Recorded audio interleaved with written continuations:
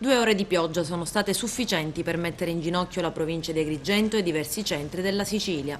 Una bomba d'acqua dalle 5:30 alle 7 di questa mattina ha causato danni, disagi e allagamenti. Licata e Favara, 2 comuni dell'Agrigentino più colpiti. A Licata addirittura si è registrata una tromba d'aria. 5 minuti di autentico terrore e paura che hanno provocato la caduta di numerosi alberi. Danni anche alle serre e a numerosi tetti di case.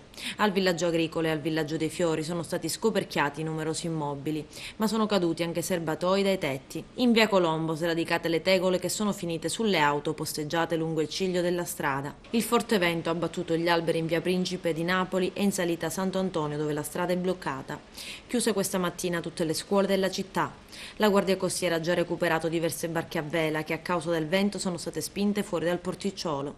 Non ci sono dispersi. È un violentissimo temporale ha messo in ginocchio anche Favara con l'allegamento di alcune strade. Forti raffiche di vento e pioggia copiosa hanno reso intransitabile diverse strade.